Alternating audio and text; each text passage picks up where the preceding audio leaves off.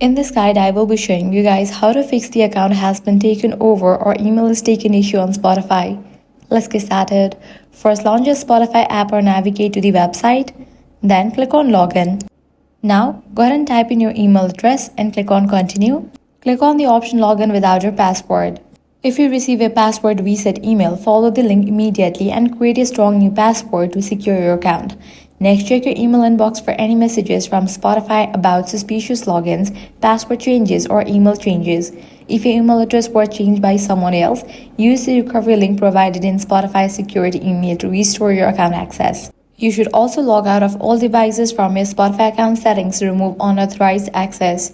If you see the email is taken error while creating a new account, it usually means that email address is already connected to another Spotify account. Try signing in instead of creating a new account, or use the password reset option to recover the existing account.